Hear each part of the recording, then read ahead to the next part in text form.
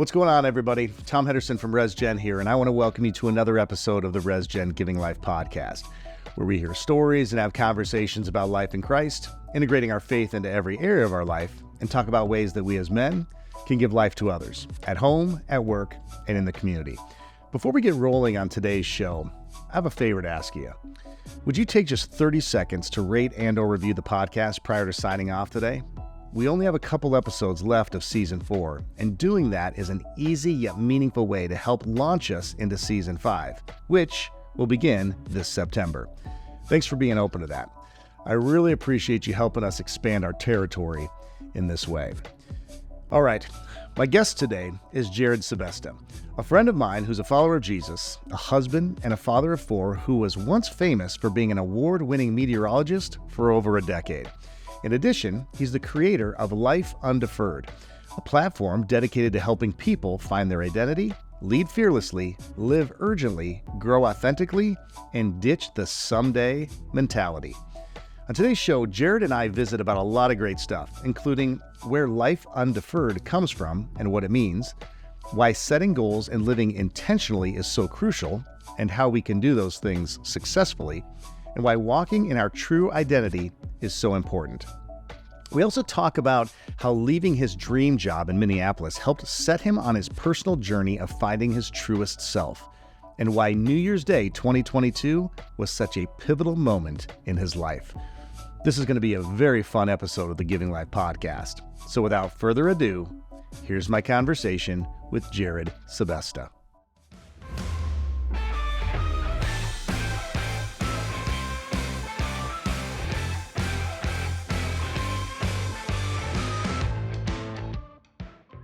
Jerrid, brother, man, welcome to the booth, bro. It's so exciting to be here. Anytime I get a chance to go to South Dakota, I'm always taking you up on that offer. Yeah. Well, dude, this is. I think this is going to be a very fun and energetic conversation. Anytime that you and I are talking, there just seems to be a lot of energy, whether it's over the phone or Zoom or in the room. So thanks for being here. Absolutely. Number one, thanks for being willing to be a guest here towards the end of Season 4. All these other episodes that we've had, it's all been practice. Try to get to the professional that you are. Well, real quick, I'd love for you to just kind of introduce yourself to listeners and to those that are watching, because many will know you, but many will not. And so just give a quick little synopsis of who you are, and then we're going to dive into what I think is going to be some not only fun, but helpful content today. Yeah, I'm excited to be here. I'm a fan of the show, so I'm just so excited to give a chance, a shot to just kind of tell my story. So yeah, dude. I'm a small town Minnesota kid. I was scared to death of the weather when I was growing up. As you should be. I think, and I was raised in a trailer home, so I always thought I was going to die. Every time the wind blew, I had this like fearful fascination with weather. I didn't know I was ever going to take it television. Yeah. To the TV route. I played basketball in college, so I was just like totally distracted with athletics, and then I realized that the weather service jobs, the government jobs, those are for like the super smart people. And I'm not being coy, but I'm like, the only thing I do is talk. I swear to you, like I've never done anything real productive except talking. So I was like, TV, we should do this. We should do the TV route. Yeah. And so I made a horrible resume tape at an internship I took in Duluth, Minnesota. And I spattered that VHS tape, bro. Oh, yes. All over the upper Midwest. I landed my first job right here in Sioux Falls, South Dakota in 2002. Yeah. And worked that job for 5 years. And that's how I have a lot of relationships with people here in South Dakota. But that's when we first met. Yeah, absolutely. I still have tons of friends. That was back when I started RESGEN and actually was working in Embrace at the time. And I remember vividly one time, it was back when the FCA building was home to Embrace. Yeah. And it was this long, narrow building. And I was preaching one Sunday morning, and you were standing because it was packed, and maybe you arrived just a few minutes late. I don't know. Sounds about right.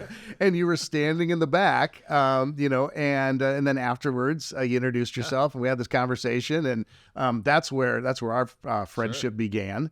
And then I remember you were living up in the cities. We're going to get back into everything that you were talking about, or you lived up in Minneapolis, I think at the time.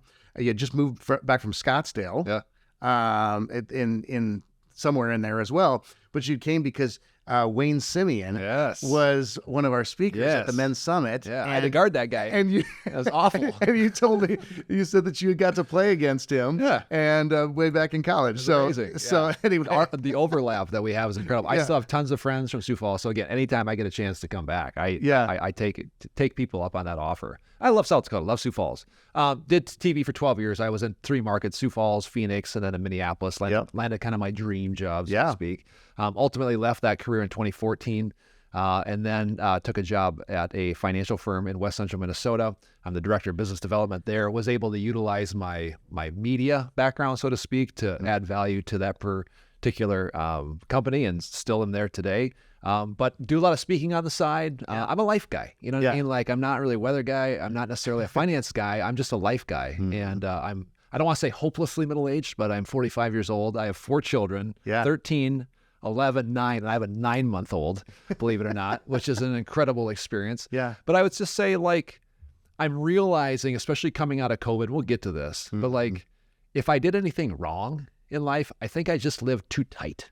In the financial world, we talk about, tax deferral and, waiting for someday. To me, retirement is like the quintessential someday. Like, I'm going to work a job for 40 years, probably a job I maybe don't enjoy. I get, 2 weeks vacation per year. My life isn't bad, but it's not great. And then I finally get to 65 or whatever. And life happens, and the most tragic thing that happens is we wait, we off-put life, we defer life. And then all of a sudden, the retirement, life never comes. And I think that's tragic. And so there's just been an awakening for me. I think that life deserves to be lived.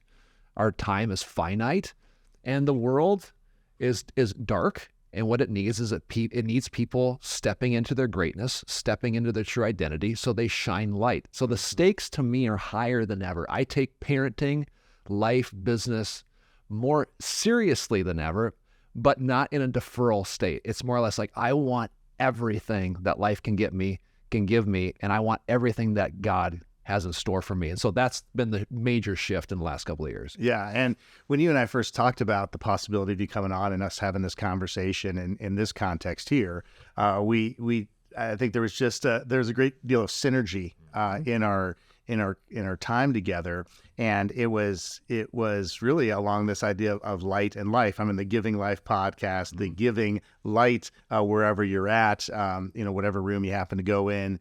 That's scriptural. I mean, it says, let our light so shine amongst men that they could see your good works and do what? Glorify your Father in heaven. So we're going to get into even the faith side of just what does that look like in your life and as you are in conversation with individuals. Yeah. But so you mentioned the word deferred. And so the platform that you have really been putting a lot of your energy into and time and dreaming about and really trying to live out on your own is this whole idea of life undeferred. And so tell me a little bit more about just where did that come from? And maybe you already did just a little bit there, but so life undeferred, and then what does it mean? Yeah. Really? Yeah. Well, because it's not like, by the way, when I wrote that on the piece of paper, like it kept on trying to spell check it because they said it's not a word. I still misspell it constantly, and my computer still gets the red squigglies. I don't think you're spelling it. I don't think that's actually English. Yeah. 2020 and 2021 were very dark years for me, and I don't realize how dark they were until I kind of came out of that. I mean, I was really, really embedded in fear that had been there since I was a child, but COVID took that to the next level. I would say I was raised in a broken home. My parents divorced when I was 8 years old. My dad moved 3 states away.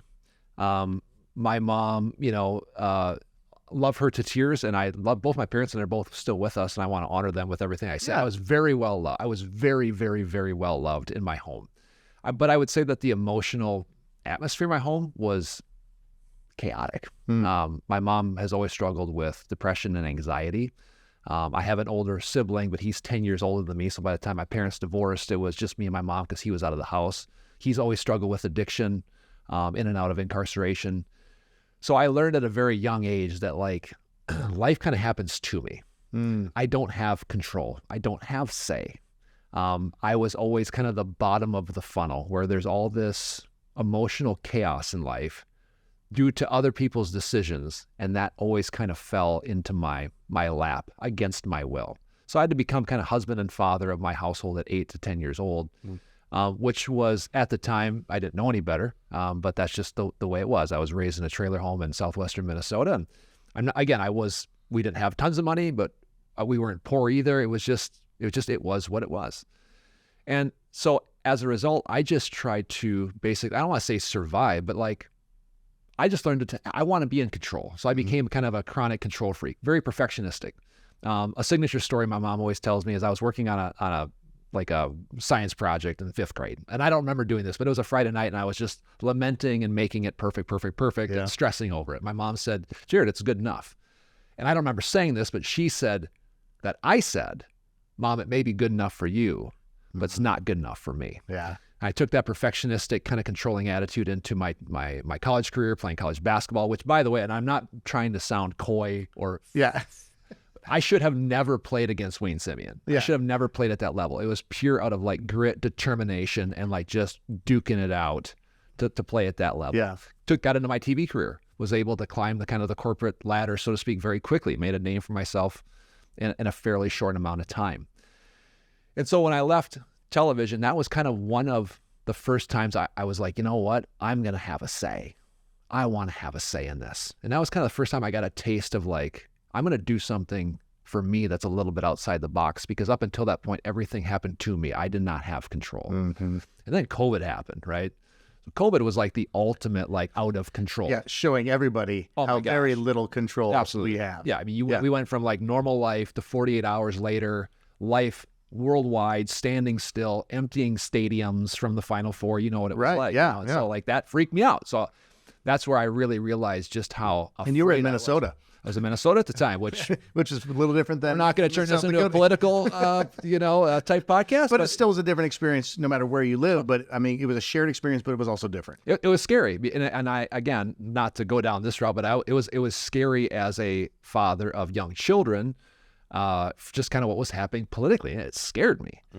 And so I went into kind of like I was deleting Instagram accounts. I was deleting social media. I'd email us. I was like deleting. Like I had myself convinced like this is not going to end well. I wouldn't say I was suicidal, but when I looked at the future, dude, it had a color. It was black. There was nothing there. This is as good as life is going to get. The future is only going to be worse.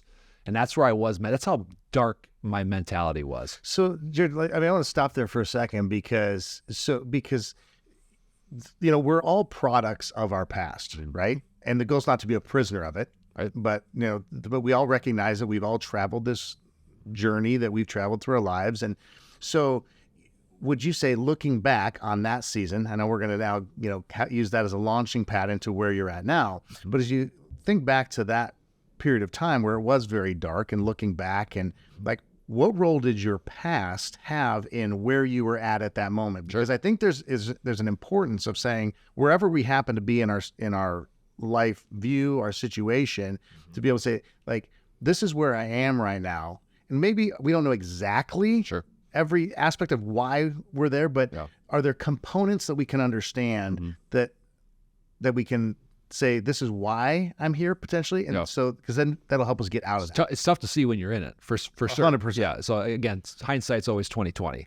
I think you have to understand that the way that you think, the way that you operate, has to do with a lot of things. Could be just genetics, DNA. Could be how you were raised. Could be past experiences, past traumas, hurts, things. Something your mom said when you're 8 years old that was not meant to be anything of just other in it. That lands, and you never let go of it, and it creates this lie and this paradigm that we live our life and make decisions out of. Again, I was raised in scarcity, so when it comes to fear, and I wouldn't have been able to articulate this at the time, right? But we're fight or flight. Actually, you're fight, flight, or freeze. I'm a flight guy. You know what I'm saying? So it's like, this is scary. Like, I want out, and I've spent a lot of my life.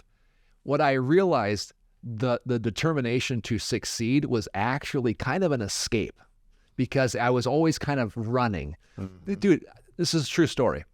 I was changing out the trim in my house one time, And it was like I would go right from work to the gym, and then bam, once I started a project, it was go, go, go. One of my wife's friends came over and she goes, Jerrid, do you ever stop?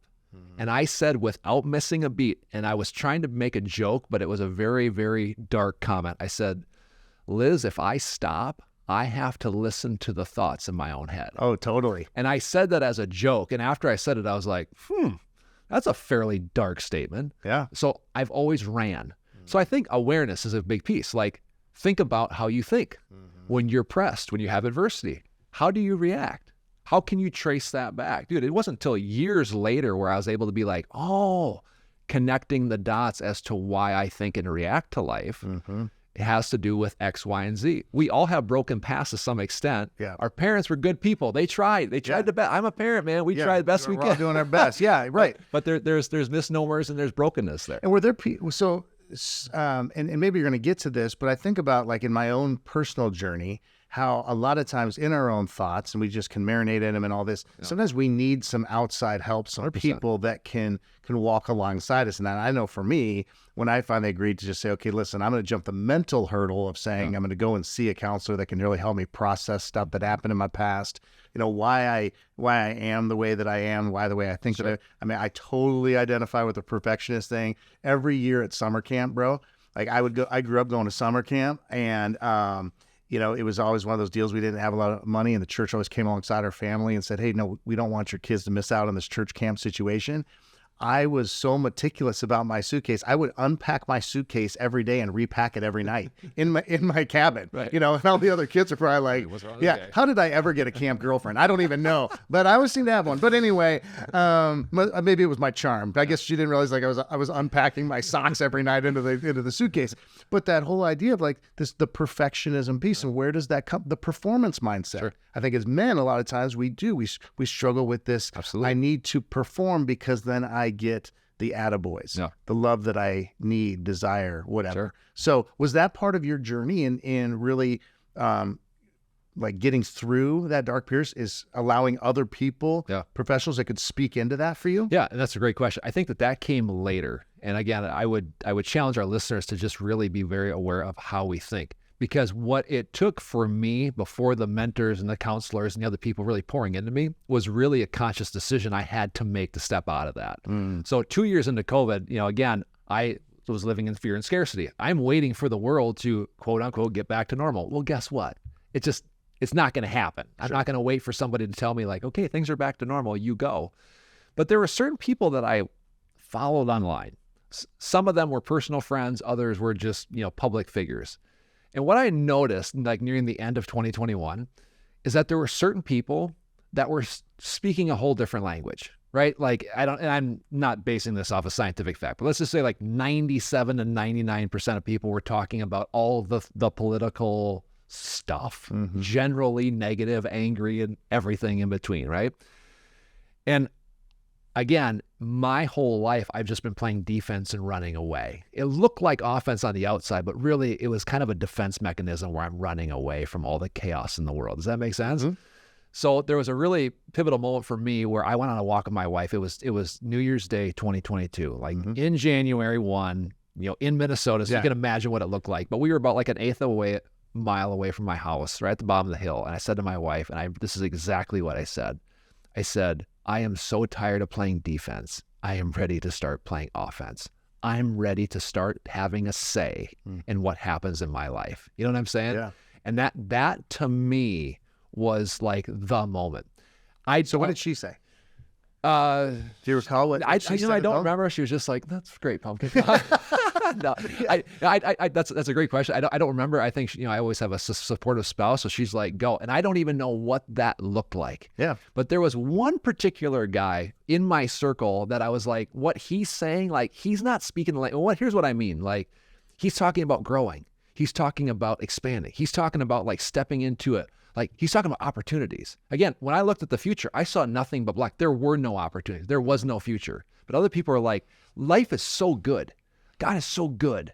Then I'm just like, I want to talk like that. Yeah. I want to think like that. I got to get some of these guys on the phone. So there's a guy named Tim. He's from my hometown. And we were friends on Facebook. We've never spoken. So I get on the horn with this guy. I'm like, can we chat? He's like, yeah. So we chat the next day. And we had a really fun chat for about an hour. And he's an avid reader. This dude like reads beyond like nobody's business. And I go, what do I do? What do I do? He's like, well, I start reading. I'm like, what book should I read? And this will blow your mind. This is the book that you never guess it, by the way. The book he recommended was The 4-Hour Workweek by Tim Ferriss. Have you know what I'm talking about? Yeah. Okay. So like, which was ironic because that book is about business and money and life. It really didn't have anything to do with our conversation. So immediately I order it, get it on Amazon 2 days later, and it's a beast of a book. Yeah. Like it's like 300 pages, and I dove into it. Yeah, you think about a 4-hour work week, that should be a smaller book. It's like that one page. It's like just work less. It's a pamphlet. But I read it, and I always say that book was the most exhilarating book, yet most depressing book that I read simultaneously. Because if you read it, the book is really about a different way. It's about like, why do we have to follow the template in life? Why does it have to be this way? If it looks like this and you've always thought life has to look like this, what if there's a different way? So it was exhilarating because for the first time I was like, there might be a different way how to do life.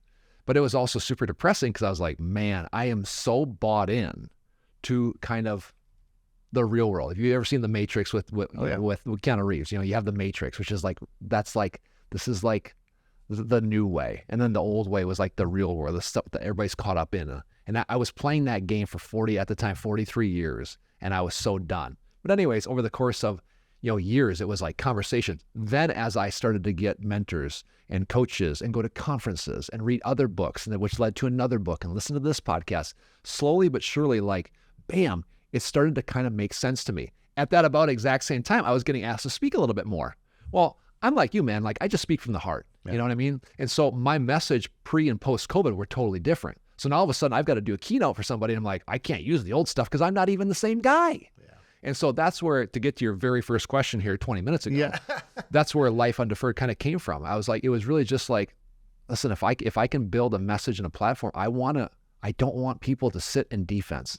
And there's such a spiritual aspect to this of like, it's not about accomplishing a goal or creating a business and making more money. It really, at the crux of the message, it's you stepping into your fullest, truest identity, the one that God gave you in your mother's womb when he formed you, right?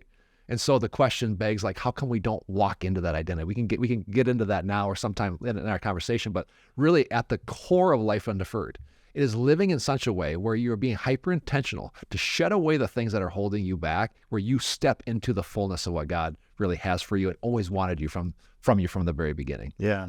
So let me bring kind of just, you've obviously mentioned the Lord, and as you think about just your faith journey, what has that been like for you? Like, when did your faith journey really begin? And how has your faith journey changed since, like, really over the last several years? Okay, so let's start from where it began and the kind of the trajectory of that, and then what has been maybe some new things that you've experienced, just that the Lord has been doing in your life and through your life because of just kind of some newness in your mindset that really God gave you. Love it. Thank you for that question. So I became a Christian, in college. A teammate of mine started a Bible study, went not seeking anything, and went, and all of a sudden this guy was talking about a relationship with the Lord. I never heard that in my upbringing. I'm sure I had, but you know how it is. It's like now all of a sudden it clicks, right? So I officially became a Christian 23 years old, senior year in high school, in college. But again, going to church for 15, 20 years up until COVID, again, you're kind of doing the Christian thing, and you're certainly growing spiritually. Sure. But are you truly walking into that full identity? So you'd say, you're a good church-going dude. You had faith. Got married, had kids. Yep. Was, I think, person of integrity. Sure. But faith wasn't necessarily like a focal point of your life or career. Is that safe to say? I certainly, I had a secular career. I was never in ministry. Well, that's fine. But, trust me, we need people out that are working in the quote unquote secular world that are just sold out to Jesus. But what I'm saying is was faith like the true foundation during that season? To my greatest ability of where I was, I think yes. But what the thing that held me back the most was really how I thought and also the fear. So again, I psychoanalyzed this, was COVID for me, my journey through that dark period, was that God ordained? Did he set that up, or did it, or is he redeeming a very dark period? And the truth is probably a little bit of everything, but the bottom line is that COVID for me, coming out of the pandemic, that was me conquering fear. That was getting fear out of the way. That was the thing that really, really held me back to where now I could really walk into my fullness and be fully aligned. I love that word, aligned. You know what I'm saying? I think we're called to be aligned. We're not called just to have like our day job and then our time with our children. This is my time with my spouse, and this is my weekend time. No. My life is 100% full alignment each and every day. So to answer your question, how has that changed? Since conquering fear, now I feel more spiritual. I feel more connected. And not only that, because of the alignment that has happened, because now the fear is gone, and creating things like Life Undeferred and helping people step into their true identity, my light is shining brighter than ever. And again, going back to your point, where I dig this concept of light. Mm-hmm. I think with how much fear I struggled in my mind, my light could never really get hyper burning. You know what I'm saying? Yeah. And so now with that aspect out, and trust me, I still struggle with fear. I'm a human being. Like we have a primitive brain. God gave us a brain stem. So if we see a grizzly bear, we don't walk up to it and pat it on its head. You know what I'm saying? Like that should make you afraid. Yeah. You know what I'm saying? And it does. It's healthy fear. Yeah, it's healthy fear. But wise fear. When it comes to stepping into your fullness, fear doesn't bode well. The rational brain is not good when it comes to like thinking big. How big does God want me to expand my dominion, my life? What opportunities is he putting before me? How big can I get my life in such a way that honors him? And so the more that I step out of my own way, mm-hmm. because the fear is gone, because of what I went through COVID, you know what I'm saying? The brighter my light shines, and that's a win-win-win, because when my light shines, that helps your light shine. And as your light shines, my cup and capacity gets bigger so my light can shine brighter. That's how it's supposed to be. That's how life is supposed to be. It may look different. You may have different jobs. You may have a ministry. You may be a stay-at-home mom, whatever. But we are called to shine light. So to answer your question, how has my faith changed? It's so much more real. I feel so much more connected. I feel so much more aligned. I feel like I'm stepping in to the fullness that God had for me. Not that I didn't get tastes of that before, sure, but because of, again, fear, mindsets, how I viewed God, how I viewed the world, there was hindrance there. There was resistance.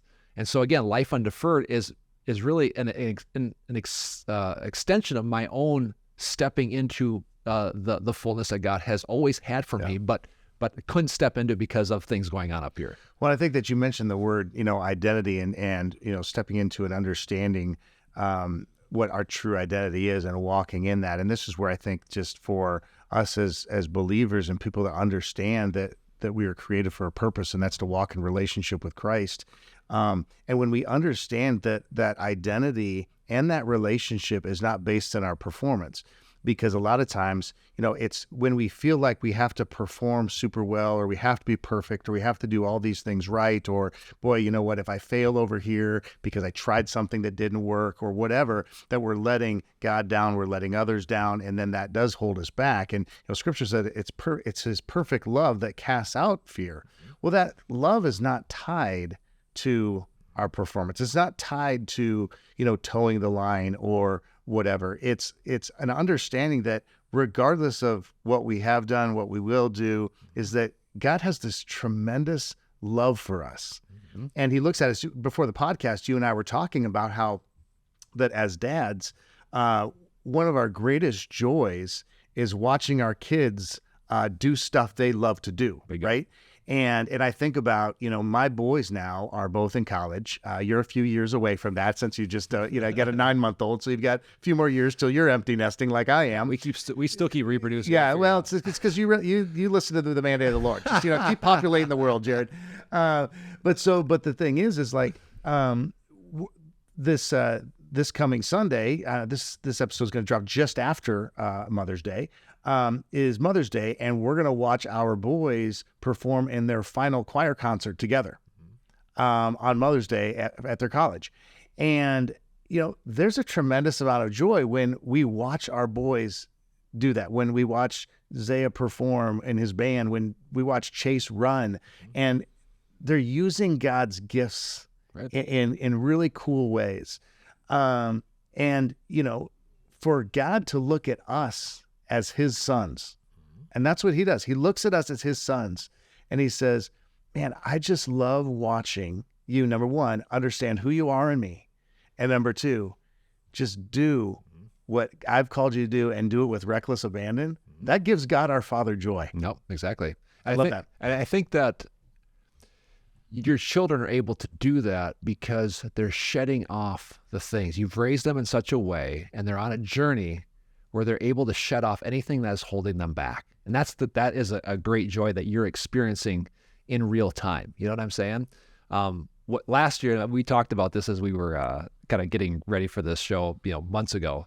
But there was a big turning point for me that happened last year. I took a personality test, and it's the CIS. It's Culture Index Survey. Anybody's wondering, I get asked all the time. Okay. But I took this personality test for work, and I actually had to call somebody in Ohio to walk me through the results. Otherwise, they're too obscure, and you'd never know that.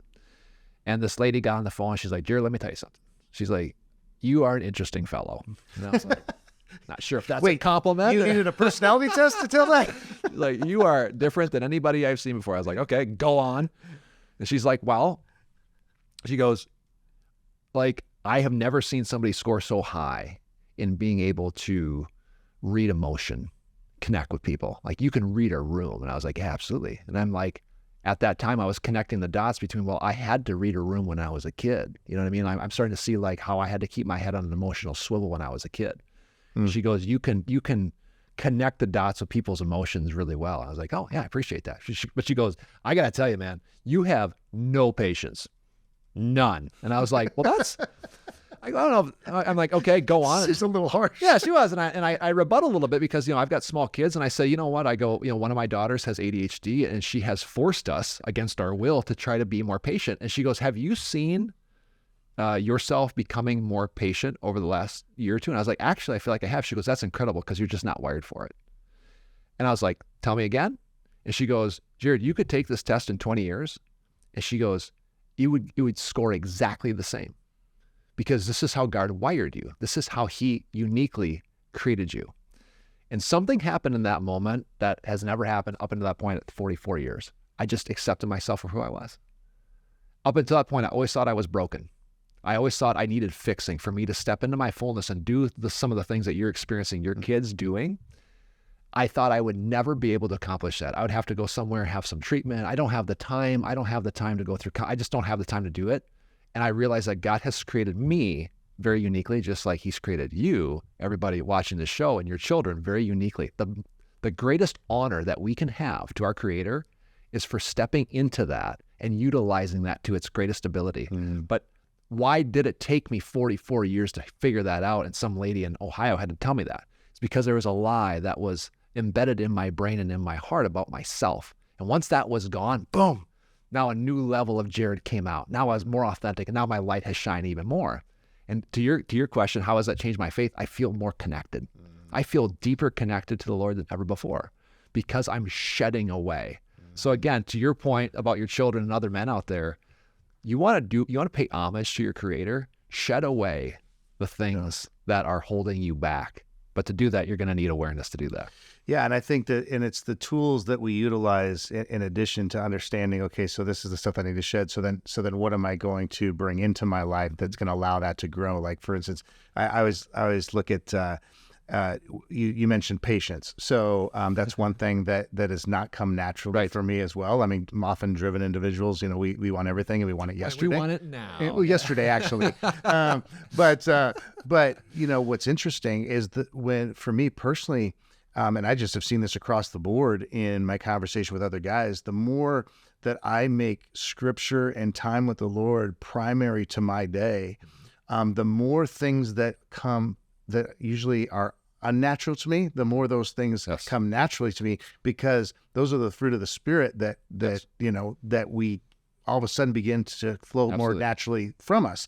Yeah. My very first senior pastor, I don't know if I've shared the story on the podcast before, but my very first senior pastor, we were talking about how one of the things that he really lacked and that I lacked as well, and he said this because I think he noticed that I lacked in it, was something called mercy. And he said, Tom, one of the things that I really struggle with is mercy.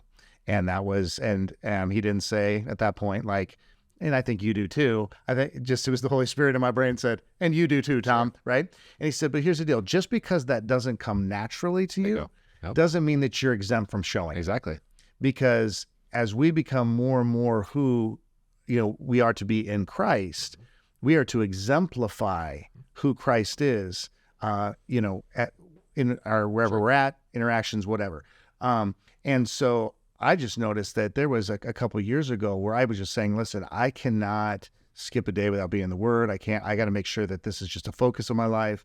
And it was about 6 months into that, Jerrid, where Laura actually mentioned, she said, I don't know if you know this, but you just seem so much more patient than you used to be. Mm-hmm. And the only thing I could attribute that to was my time in the Word and understanding that God wanted to grow something within me. Yeah. That the reality is just like saying, like, I don't have time for that. Yeah. Well, you bring up a good point. You're not wired, so to speak, where mercy comes easily. I'm not wired, God-given. He made me this way. I'm just not wired for patience. Does that mean that I am exempt of that? No. But it's going to be harder. Like, patience comes very easy to my wife. Yeah. But she's wired differently. She's unique. That doesn't give us a free pass. We are still called to grow in kindness and self-control and patience. Yes, but but counting yourself as broken because of the way you're wired, no. For me, I needed to go on a gratitude walk. I started a morning gratitude walk a year ago. Game changer for me. My mental health was in the toilet in the morning.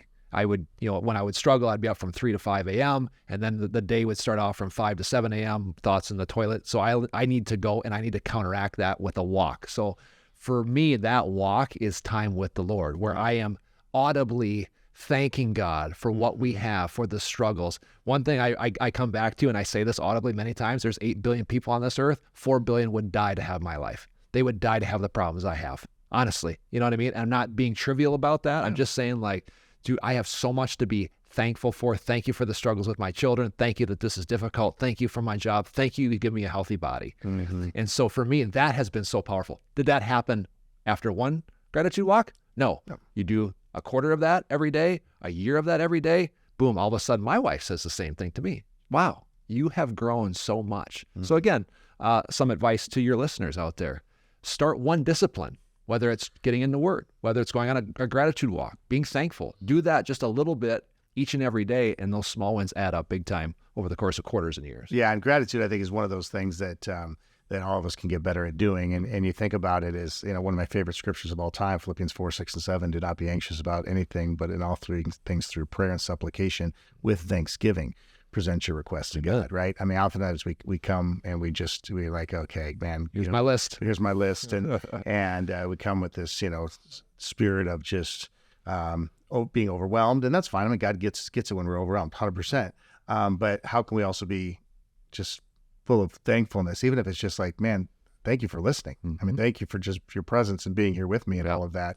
And I think that so you talked about like small steps, and one of the things that you already mentioned is the idea of goal setting, and how that it's not just about having a bunch of goals, but it's figuring out, okay, how do we set the right goals and live intentionally? Because I think that there's a lot of out there. One of a good friend of mine now, I mean, because he was a part of the summit, we've stayed in contact ever since, writes a lot of books about goal setting. John Acuff was a guest on the podcast. I don't remember how many episodes ago, but so he writes a book, All It Takes Is a Goal, right? And so goal setting is very important. I mean, you talk to any business leader, I mean, it's important to have goals because then you have stuff to shoot for. Sure. So what would you say, like when you say the goal isn't the goal, mm-hmm. unpack that for me. And then what are some simple ways that we can live intentionally with setting the right goals. Sure. Well, the first thing I think you have to identify is that your behaviors are tied to your identity. Okay. So by the way, before we started, I was poking around in your office. Yeah. Okay. You have James Clear Atomic Habits. Oh, yeah. in there, okay. So phenomenal book, highly recommended. But he, that's really what that book is all about. You know what I'm saying? So when I work with people, I pick an arbitrary date, like, for example, the last day of the year, or maybe like a calendar year from today. I challenge people to be like, who do you want to be? Because the person that you become is more important than what you do. Can we all agree? I mean, that's really the essence of life. It's not about how you built a business or made money. It's who are you becoming? So just like a mentor and coach asked me, I ask people that I work with, who do you want to be on the last day of the year? Who do you want to wake up to? What does that person look like? How does that person think? What are they doing with their time? How are they showing up? How are they in alignment? How do they feel? What are they doing with their time? Things like that. Now, that is like, to me, that's the goal. I want to start evolving into that person. I want my character to be developing into that person. But then I break it down in kind of the quarterly and the dailies, talking about priorities. Like for me, a major priority for me is family. One of my priorities that I wrote down last year on the whiteboard before 2024 started was like, I want to make massive investments in family and experiences. That was a goal that I don't say a goal, but a priority that I wanted to emulate. And so, but I think that statement's okay. So it's like, it is a goal, but then it's also a priority, because we can list a ton of goals. Yeah. So I think that to say that you have different goals on a sheet is good, Sure. but saying that which ones are going to be the priority at any given time. And so I love how you said, like, okay, here's a goal that I have. Now, it's not just a goal though. I'm going to make it a priority. I'm going to put some action to it. Sure. I start with the priorities. So this would be a little takeaway. So like, start with your identity. Who do you want to be in a year or whatever? And again, it's not about achieving the goal. It's about shedding away. And I'm getting a little ahead of myself here. That's okay. But pick the date. Who do you want to be? And then come up with a set of priorities. So again, one of mine was massive investments in family and experiences. Now, what does a goal look like for that particular priority? Well, for this year, I said I want to have a daddy-child date every single month with one of my kids. And then I got kind of I don't know where I got this from, but one of my ideas was one of the 12, meaning we're having one every month, one of the 12, I'm going to give each kid anywhere in the lower 48, like a weekend getaway. And if you follow me on social media, I was just in New York City 2 weeks ago with my daughter. She wanted to go to New York City. And so I was like, let's go. It's just her and I. All right. We've been driving junky Walmart bikes for years. And so I was like, one of my quarterly goals was like, hey, let's get you guys really nice bikes. It's going to be the last bikes I buy you guys. Let's get you some. And we just bought my second daughter her bike yesterday. And again, it's not cheap, but I made that a priority. And the way that is executed in a goal is like, I want to upgrade all your bikes by the end of the quarter. That was one of my quarterly goals. Now let's break it down even further. Okay. I preach heavily a Sunday night meeting. Have a Sunday night meeting. If you're married, have it with your spouse. If you're married with children, have it with your kids.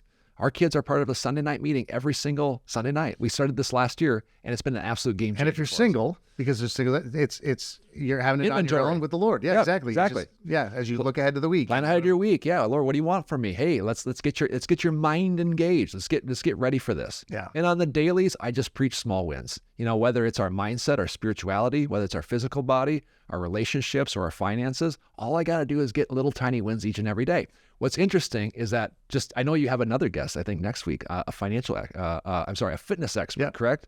What's his name? Yeah, CJ. CJ. Yeah. So he's coming in and he's going to talk about that.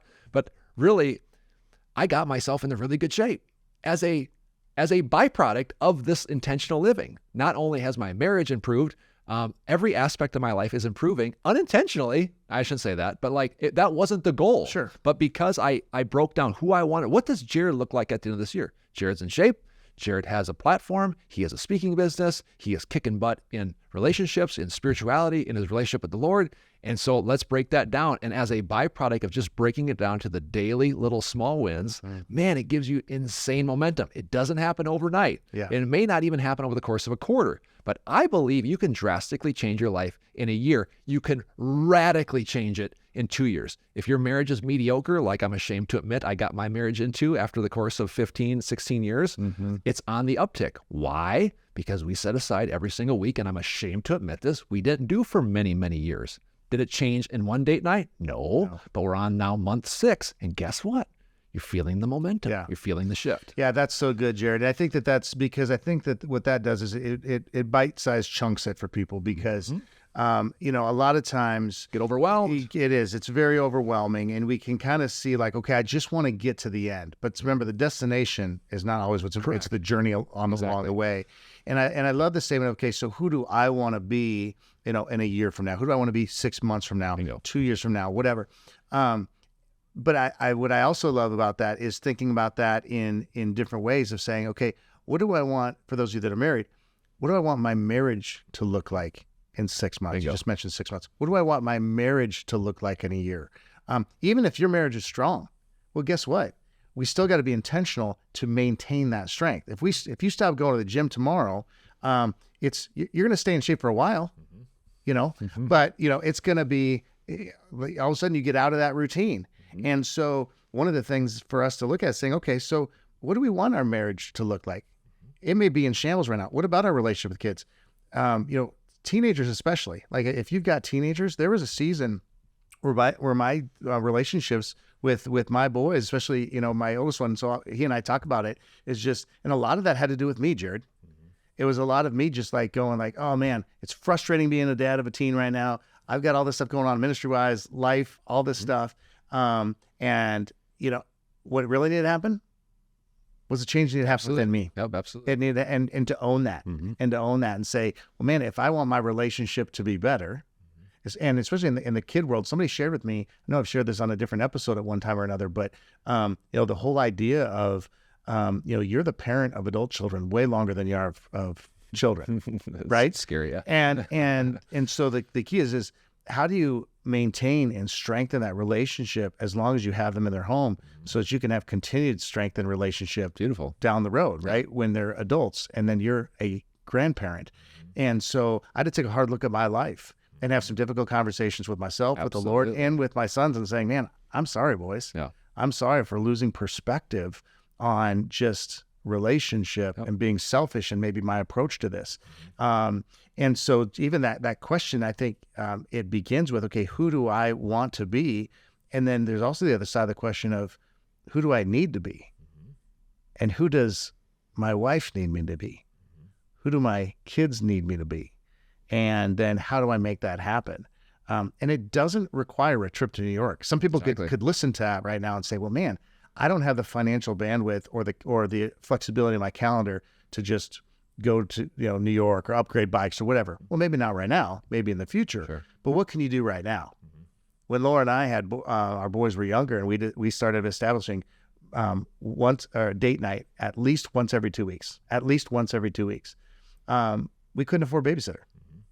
And so we just had to tell the boys, listen, Mom, you stay over there. Mom and Dad are going downstairs. Yeah, exactly. And we had this Walmart curtain that we drew across the thing, and we just said, listen, we're going to go down there. We're going to play cards. We're going to watch a movie. We're just going to be together for 2 hours. Unless the house is on fire. Yeah. Stay up there. But here's the fire extinguisher in case it is. I go ahead and teach yourself how to use it. Yeah.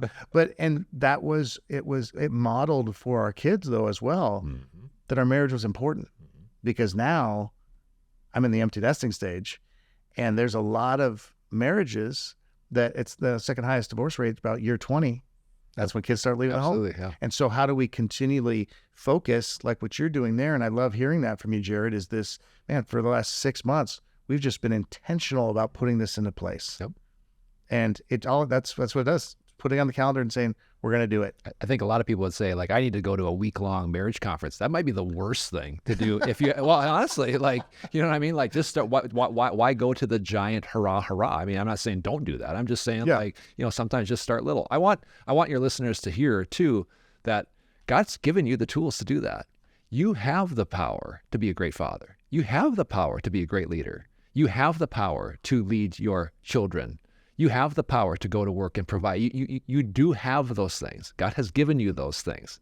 So I think the self-doubt, the fear, the lies we believe about ourselves. Another thing too, you can have it all. You can be able to have a great marriage and have great connections with your kids and be able to go to work and provide. You can do that. You don't have to choose. That was something else too. I in my mind, I framed up like I had to have these compartments where if this one wins, then this one loses. No. God wants us to have that all. Why wouldn't he want to? You know what I mean? So I want your listeners to hear that too. You have what it takes. God has given you that ability when he formed you in your mother's womb. And that may mean that you have to adjust some things. I'm not suggesting that you don't have some work to do. Yeah. But it is true, because the thing is like saying, okay, if I want to have as good of a marriage, as relationship with kids, whatever, that may mean that at some points you may have to spend a little less time on a hobby, or just a little bit less time in one area of your life to make sure that you are free and have some, because depending upon, allocation of your time and the way that your job works, sure, you may have to figure out, okay, how do I make this a both and situation and not an either or situation? Yep. And there are seasons. Sure. There are seasons of that. I think about and not that I did it well, because I think that there's a lot of mistakes that I definitely made. I don't know how I could have started RESGEN differently, 14 years ago, just with the way that the life was, the structure and all that. But the good news is that God's grace, his provision, his love, none of that ended. And the amazing thing about it was that when you are in continuous communication, obviously with him, but with your family about what's happening, there's integration. There's integration there. Again, don't hear this as like, well, I mean, you should only work 4 hours a work week. No, but like take that. It's a good gig if you can get it. But that's why the Sunday night meeting for us is such an important thing. Our kids are watching my wife and I hash out our week. What's our priorities? What needs to get done? Guys, can you help us out on Tuesday? It's going to be kind of a busy week. It's the integration of it. It's life. It's a work-life integration. And to me, that's where a lot of guys get so caught up in the compartmentalization of their life. It should all represent your life to the max that God wants you to have it. So again, I just want to encourage guys, because I was one of those guys too. Again, I never thought I had what it takes. I did. And to your question, what does your faith look like that first 20 years? A lot of it was a lot of self-doubt. Like I'm never actually going to be the husband that I'm called to do. And when it clicked last year where I was like, you know what, I'm not broken. this is just who I am. This is how I'm built. And I'm going to double down on that. That doesn't say that I don't try to be more patient and kind, all of those things. But again, if we have that mindset of my identity is that I'm broken, that's when we get out of whack. When we start doing things that are out of alignment with our identity, our truest identity, that's when things go haywire. You know what I'm saying? So that's why I'm so passionate about identity. Let's get the identity piece down. It's not the goal of the goal so you can check the box at the end of the year. It's so I get intentional and I create disciplines in my life. And as I do that, my character evolves more Christ-like and I shed away. There's actually a shedding away. Michelangelo is famous for when he was carving David. How did you do it? I took away everything that wasn't David until it was purely David. That's us. That's us, right? God has given us an identity. We come into this world, into a broken world with broken parents. God love them. They did the best they could, right? And we go through life with these hurts, traumas, experiences, and we get all this other junk in our heads and in our spirits, right? And then we become a Christian and our soul is clean, but yet our mind has still got these old things on them. You know what I'm saying? And so that's why the process of setting goals, being intentional, living life undeferred, to me is so impactful, because as I've walked people through this process, they start shedding away the things that aren't truly who they are. Yeah, and oftentimes, then we'll have to wrap up here in just a minute. But you mentioned the mindset thing, and there is such power in the mind, and that's why in Romans chapter 12 it talks about do not conform any longer to the pattern of this world, but be transformed. How? By the renewing of your mind, because then you'll be able to test and approve what God's will is, His good, pleasing, and perfect will. And Craig Groeschel's book, Winning the War of Your Mind. The enemy wants to fill our thought life with everything that we're not. Mm-hmm.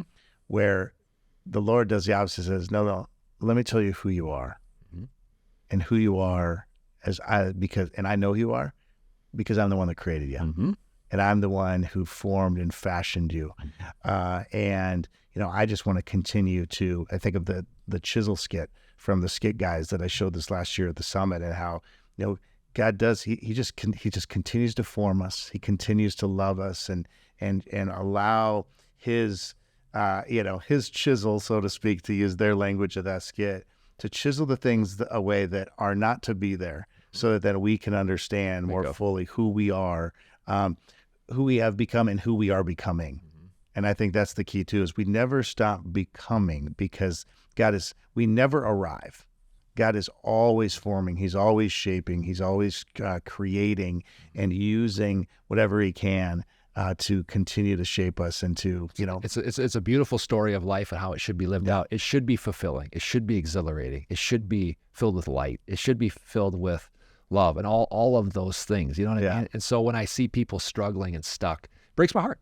And so that's, again, why I love shows like this, because you're trying to get people to shed away from that old. So let's say somebody feels stuck right now. And this will be kind of our final question here before I have just kind of give you, the opportunity to share a little bit, just if people want to connect with you, where to do that, and then also just share a final word. But let's just say somebody is like, oh my gosh, okay, so I feel stuck right now. I feel like I'm in a dark place. I feel like I'm living a life deferred. Simplify this for me. Okay. I'm a simple-minded dude.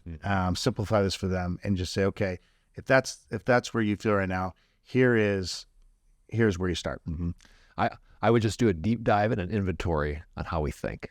For me, the linchpin for kind of setting myself free, and I don't mean that literally, obviously in the spiritual sense, but the linchpin for me was how I thought. And so I would just do a deep dive onto why you think what you think. I would challenge you to write down some of those things. Where do you feel stuck? What do you think about yourself? What are some of the thoughts broadcasting through your head in those moments? I'm becoming more hyper aware of that. I'm one of these guys where it's like, if I'm doing a small project in the garage and I drop the wrench, I'm like, Jerrid, you dummy. You know what I mean? And my wife is very quick to catch me on that. And I realize now just how important it is to make sure that those aren't the ways that we think about ourselves. If you say that about yourself or think that about yourself, why? Why are you stuck in such a way because of a way that you think, or somebody told you that? I just posted on social media, I think it was yesterday, I was like, think about everything that you think. You know what I mean? Run it through the filter of Scripture. Take every thought captive. If you have dark thoughts, you aren't your thoughts. You know that? Like, that was a big one for me.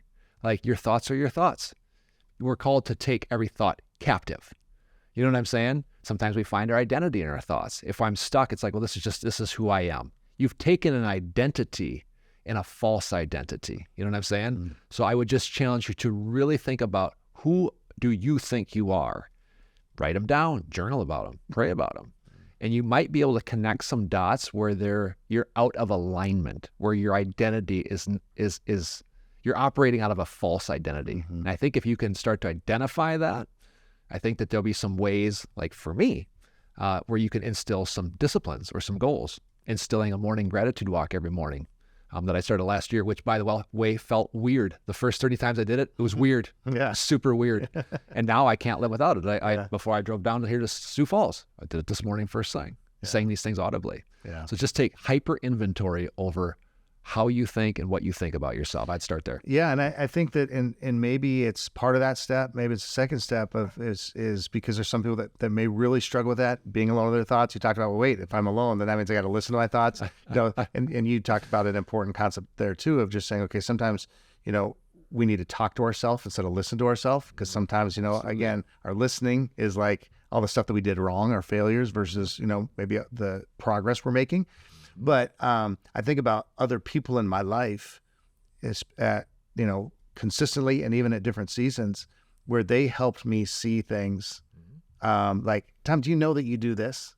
Do you know that you talk this way about yourself? Do you know what your nonverbal communication is communicating to not just others, but yourself? Absolutely. Because some of those people that know us at a deep level can help us understand like things that we're missing, that then can help us step out of that that quagmire that we happen to be in too. Yeah, and again, if you bring awareness to that, I can be saved. I can be loved. I can be on my way to inheriting God's kingdom. But I can also have really, really bad identity about myself. Why is that important? Because out of the heart, the mouth speaks. So when I drop a hammer and I'm doing a project, I'm like, Jerrid, you dummy. Yeah. Okay. You just got a glimpse as to what is really in there and really in here. So be, again, hyper aware of those things that are even said about yourself, either audibly or your thoughts. That will be very telling and probably very sobering in a lot of ways. And again, I think to your point, helping other people identify those as well. That's good. Yeah.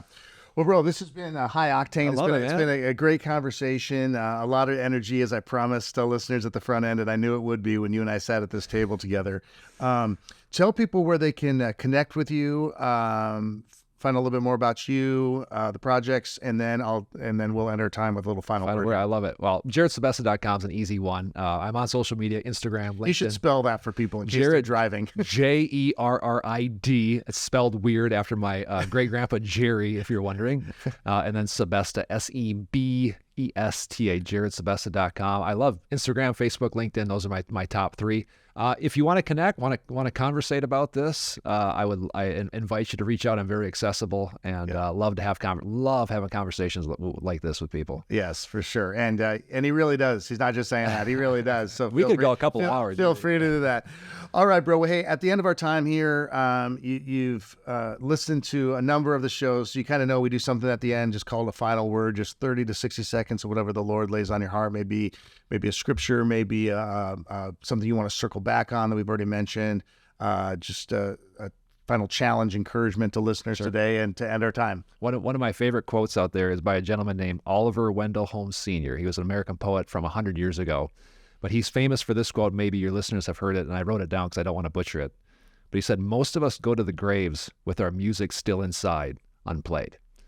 And lots of times when I speak, I open with that quote. And I say one of the biggest tragedies in life is that we take to the grave the life that God destined us to live. I don't want to get into like predestiny. I'm not having a philosophical debate. I'm just saying like we live our lives through the lens of a false identity. We don't ever fully step in to the identity that we claim to have. You know what I'm saying? And I think that is one of the biggest tragedies. And that's why I'm so passionate about Life Undeferred. It's not about goal setting. It's not about, it's a Sunday night meeting. Those are just little tiny tactical ways that you can shed the weight, so to speak, to be able to really step into the fullest identity that God created you when he formed you in your mother's womb. So it's not scripture, but take Oliver Wendell Holmes Sr. To the bank on this one. So again, what's the point? Let the music come out. Yeah. Let the music come out. It's the most beautiful, and I'm not a romantic poet, but it's the most beautiful thing when you see men or women or children, so to speak, and you see the music come out of them. It's a beautiful thing. Yeah. Well, brother, thank you. Thanks for just sharing a bit of your story this time here at this table with me. And most importantly, thanks for allowing your light to shine and glorify our Father in heaven so that others may see your good works and glorify him. So God bless you and appreciate you, bro. You bet. I hope you enjoyed my conversation with Jerrid Sebesta today. If you found this episode helpful, I encourage you to share with others who may find it helpful as well. If you'd like to connect more with Jerrid, you can do so on Facebook, on Instagram, and on LinkedIn, and at his website, JerridSebesta.com. All right, that's all for today. Thanks again for joining me, and we'll see you next time for Season 4's final episode of the RESGEN Giving Life Podcast. Until then, continue being men whose life in Christ gives life to others.